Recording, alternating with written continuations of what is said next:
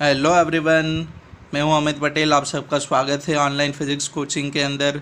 तो आज हम बात करने वाले क्लास 11-12 फिज़िक्स के अंदर यूज़ होने वाले बेसिक डिफरेंशियल प्रिंसिपल के बारे में। ठीक है, तो यहाँ पे हर एक डेरिवेटिव्स हमें स्टडी करना है, कैसे आपकी इक्वेशन के अंदर उनको यूज़ करना है। ठीक है, तो वो हम स्टडी करने वाले।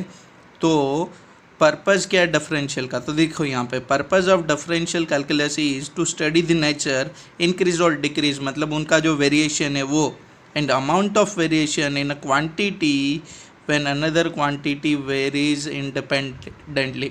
ठीक है, एक क्वांटिटी अगर दूसरे क्वांटिटी पे डिपेंडेंट है, ठीक है, तो एक क्वांटिटी में जब चेंज होगा तो दूसरे क्वांटिटी के अंदर भी वहाँ पे क्या होगा, चेंज होगा। मैं आपको मोशन के बारे में बात करूँ तो मानो कि एक ऑब्जेक्ट यहाँ पे, तो थोड़े टाइम के बाद ना ये यहाँ पे आ गई, तो देखो जैसे टाइम चेंज हुआ तो ये ऑब्जेक्ट की ना पोजीशन भी बदल रही है। ठीक है, तो विथ टाइम पीरियड में इनकी पोजीशन को डिफाइन कर सकता हूँ। ठीक है, तो टाइम चेंज होगा तो इनकी पोजीशन भी चेंज हो रही है, मूविंग व्हीकल की जो मोशन में होगा उनके लिए। ठीक है, अगर मैं बोलूँ कि कोई एक ऑब्जेक्ट है, ठीक है, और आपके हाथ से वो गिर जाता है, तो वो कहाँ पे जाता है, नीचे जाता है ना, डाउनवर्ड डायरेक्शन में। तो डाउनवर्ड डायरेक्शन में उनकी जो मोशन होगी वो विथ टाइम आप उनको डिफाइन करोगे कि नहीं। क्लियर, तो वहाँ पे हम डेरिवेटिव्स यूज़ करेंगे, वहाँ पे हम डिफरेंशियल यूज़ करते हैं कि अगर आपके पास उनकी एक पर्टिकुलर गिवन फंक्शन वाली एक इक्वेशन होगी तो आराम से वहाँ पे आप उनको कैलकुलेट कर पाओगे। तो देखो यहाँ पे, तो आपको डिफरेंशिएशन यहाँ पे बाद में करवाता हूँ। पहले देखो कि मानो कि एक आपकी फंक्शन है, ठीक है, एक आपकी इक्वेशन है, ठीक है, और ये y आपकी फंक्शन है x के, मतलब कि ये y किस पे डिपेंड करेगा, x पे डिपेंड करेगा। क्लियर, तो अगर x के अंदर चेंज होगा तो y के अंदर भी क्या होगा, चेंज होगा कि नहीं। तो suppose the value of x increase by small amount of delta x को मैं क्या कर रहा हूँ, इंक्रीज कर रहा हूँ। अब कैसे रिलेशन से डिपेंडेंट है वो ये दोनों के ऊपर डिपेंड करेगा, उनके इक्वेशन के ऊपर जैसे आपको गिवन होगा। लेकिन जब x के अंदर चेंज होगा तो आपकी जो y होगी उनके अंदर भी चेंज होगा। Then the value of y also increase by small amount of delta y। तो डेल्टा x कहाँ पे चेंज हुआ था, x के अंदर, तो y के अंदर कितना चेंज मिला आपको, डेल्टा y। तो अगर मैं इनका रेशियो करूँ delta y divide by delta x, तो इनको आप क्या बोलते हो, average rate change of y with respect to x। Clear, change in y with respect to x।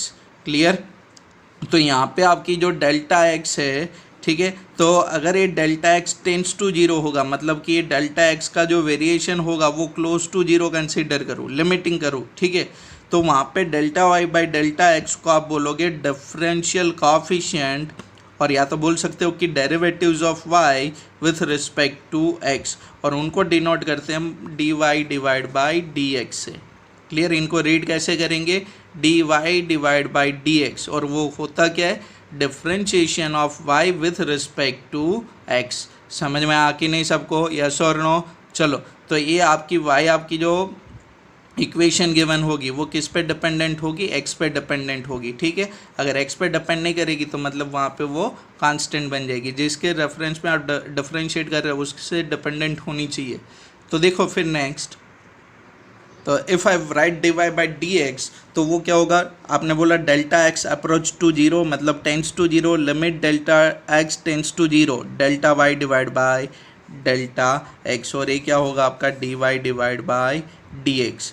Clear, तो dy by dx will gives you instantaneous rate of change of function in function y with respect to variable x। Clear, कि y के अंदर change होगा लेकिन किसके reference में, x के reference में, यस और नो।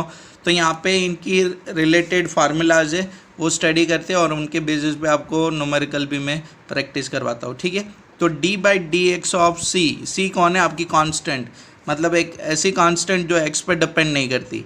ठीक है, तो यहाँ पे क्या होगा, उनका डिफरेंशिएशन जीरो होगा। फिर देखो d by d x of c y.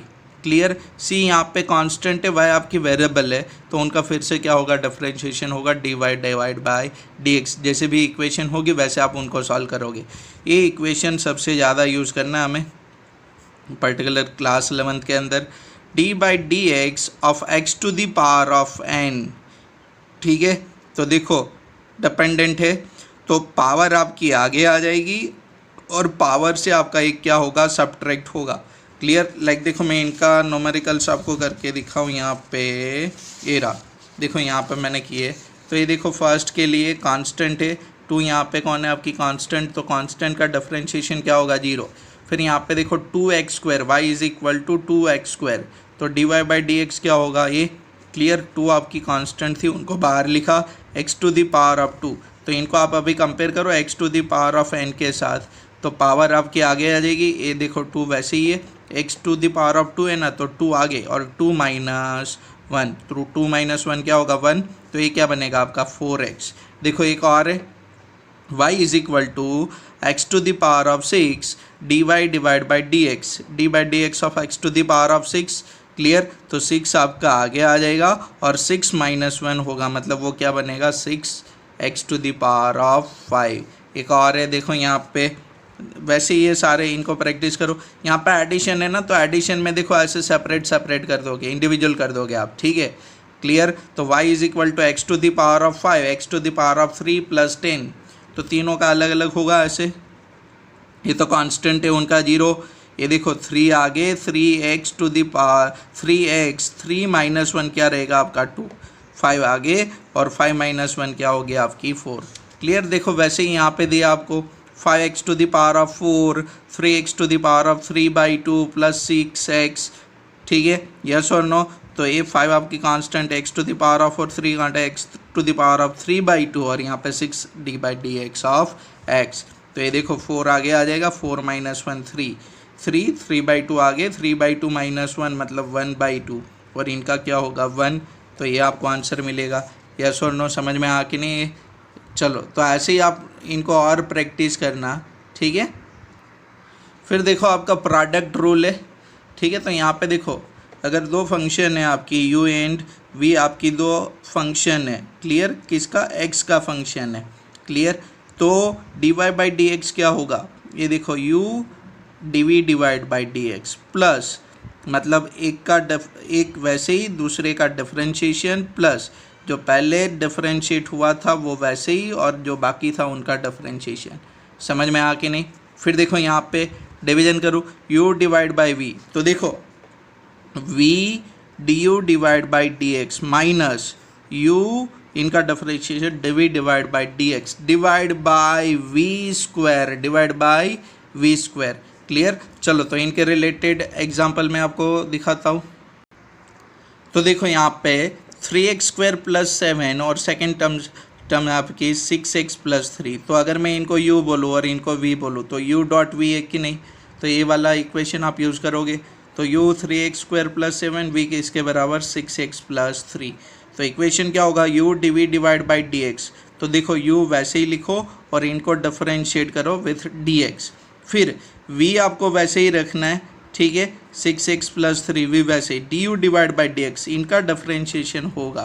Clear. तो देखो आपको क्या मिलता है, तो ये तो वैसे ही है 3x² + 7, 6x इनका आप इंडिविजुअल करोगे ना, तो 6x का क्या मिलेगा 6 और 3 का क्या मिलेगा 0।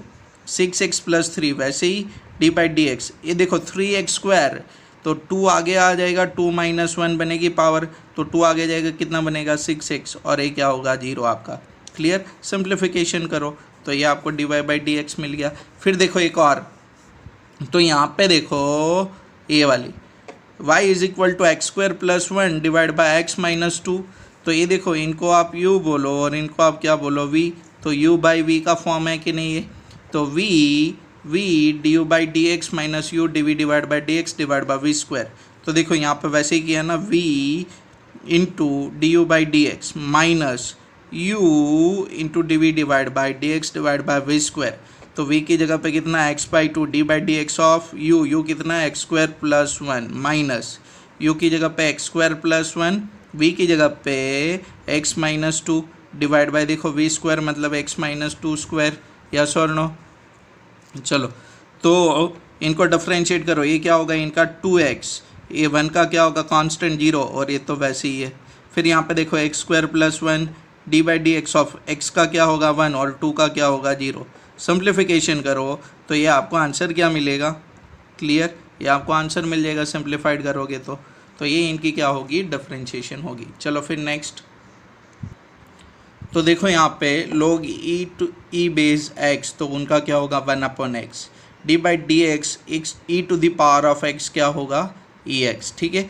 डी बाई डी एक्स, देखो ये दो इक्वेशन ना जगह बना के ना दिमाग में घुसा दो, क्योंकि 11th में भी है इनका यूज़ और 12th के अंदर भी है। तो d by d x of sine x क्या होगा आपका cos x, ठीक है। साइन एक्स का differentiation with reference to x क्या होगा cos x, क्लियर। चलो, और cos x का क्या होगा माइनस साइन x, मैं अभी करवाता हूँ इनसे रिलेशन में, ठीक है। चलो ये बाकी सब एक बार देख लेना आप। D by d x of tan x क्या होगा sec square x, d by d x of cot x क्या होगा minus cos x square x, d by d x of sec x क्या होगा sec x into tan x, d by d x of cosec x क्या होगा minus cos x into cot x. देखो इनके basis पे आपको सबसे ज़्यादा प्रैक्टिस करनी है। और एक ये वाली इक्वेशन कि d by d x to the power of n is equal to n x to the power of n minus one, ये तीन इक्वेशन याद रखो। कांस्टेंट का जीरो होता है बस, क्लियर। ये तीन इक्वेशन आपको याद रखनी पड़ेगी, क्योंकि इनसे रिलेटेड में आपको काफ़ी सारी कॉन्सेप्ट समझनी है, ठीक है। चलो देखो यहाँ पे देखो y is equal to sine 2x है, ठीक है। तो इनको आपको क्या करना है डिफरेंशिएट करना है विथ x। तो ये क्या बनेगा dy डिवाइड बाई dx, और आपको यहाँ पे दिख रहा है कि y is a function of x, ठीक है। तो d by d x of sign 2x होगा कि नहीं। चलो तो यहाँ पे देखो आपके पास ये वाला इक्वेशन था कि d by d x of sign x कितना होगा कॉस x, लेकिन यहाँ पे आपकी ये देखो x के साथ में कौन है 2, ठीक है। तो ये 2 है ना, तो वो भी वैसे की वैसी होगी, देखो 2x, तो साइन का क्या बन गया cos और 2x वैसे ही। लेकिन याद रखो फिर से इनको डिफरेंशिएट करते हो आप, तो यहाँ पे एक सिंपल रूल बना दो कि जब x और x के साथ में डिफरेंशिएशन हो रहा है तो यहाँ पे x के साथ जो भी होगा ना वो बन जाएगा मल्टीप्लिकेशन में, क्लियर। तो ये क्या बन गया 2 cos x। समझ में आ के नहीं आपको क्या करना है, x के साथ जो भी होगा वो कहाँ पे आ जाएगा मल्टीप्लिकेशन के अंदर, वो कहाँ पे आ जाएगा मल्टीप्लिकेशन के अंदर। तो d y by d x आपको क्या मिलेगा 2 cos x, d y by d x क्या मिलेगा आपको 2 cos x। इनको दिमाग में बिठा दो जगह करके। फिर देखो फिर से मानो कि इनको मैं फंक्शन कंसिडर करूँ y is equal to 2 cos 2x, तो d y by d x क्या होगा 2 d by d x of cos 2x। तो d by d x of cos x आपका क्या होता है माइनस साइन x, तो cos 2x का क्या होगा माइनस 2x। और मैंने पहले भी बोला था कि x के साथ में यहाँ पे जो होगा वो क्या कहाँ पे जाएगा मल्टीप्लिकेशन में, तो वो क्या बनेगा d y by d x is equal to minus 2 to 4 sine 2x। देखो इनको ऐसे भी आप कर सकते हो, ये तो x के रेफरेंस में, मानो कि थीटा के रेफरेंस में जाओगे तो मैथ्स में आप करोगे कि y is equal to cos 2 theta, तो d y by d theta. तो देखो थीटा थीटा होगा थीटा के रेफरेंस में, तो ये कॉस का क्या बनेगा minus sine 2 theta into theta, clear. समझ में आ कि नहीं, ये d y by d t भी हो लेकिन यहाँ पे टी डिपेंडेंट रहेगा। फिर देखो एक और है y is equal to 10 to the power of 3x, तो वो क्या होगा d y by d x d by d x of 10x to the power of 3x to the power of n वाला फार्मूला। पावर आगे power में से एक निकालो, लेकिन फिर से इनका डिफरेंशिएट करो d by d x of 10x, clear, क्योंकि आपकी x to the formula applicable है। तो 3 10 स्क्वायर x 10x का क्या होगा सेक स्क्वायर x। देखो इनके लिए दो और प्रैक्टिस करो, तो कि मानो कि एक मैं बोलूँ आपको y is equal to sine of 10x है, तो इनका d y by d x क्या मिलेगा, तो d y by d x ये क्या मिलेगा साइन का क्या होगा कॉस 10x, लेकिन x के साथ में कौन है 10, तो वो 10 मल्टीप्लिकेशन में। देखो वैसे ही और करो तो आप कि मानो कि y is equal to sine of 8 theta, तो इनका d y by d theta करना है differentiation with reference to theta, तो वो क्या बनेगा कॉस 8 थीटा, ठीक है, और इनटू 8। समझ में आ कि नहीं, वैसे ही यहाँ पे भी हो सकता है, क्लियर। तो ये सारे डिफरेंशिएशन को आप प्रैक्टिस करो और ये काफ़ी एप्लीकेबल होगा आपका क्लास 11th एंड 12th के फिजिक्स के अंदर। ठीक है। तो सबसे रिक्वेस्ट है अच्छे से ये लर्न कर लो, और जब भी अभी नेक्स्ट टाइम मैं करवाऊँ, ठीक है, मानो कि अगर कोई फंक्शन है, ये मानो कि यहाँ पे एक और लिखूँ मैं कि y is equal to 3t² plus 8, इनको ये देखो किस पे डिपेंड करता है, t पे, तो इनको डिफरेंशिएट करना है मानो कि dy/dt पे, तो ये क्या होगा d/dt of 3t² plus d/dt of 8, तो 8 तो कांस्टेंट है, ठीक है, तो उनका क्या होगा 0, ये देखो पावर आगे आ जाएगी, तो 2t 2 - 1, तो ये क्या बनेगा 6t 2 - 1 कितना होगा 1। क्लियर। तो ये जिसके रेफरेंस में डिफरेंशिएट करते हो आप, उसको आपको चेक करना है, समझ में आ कि नहीं।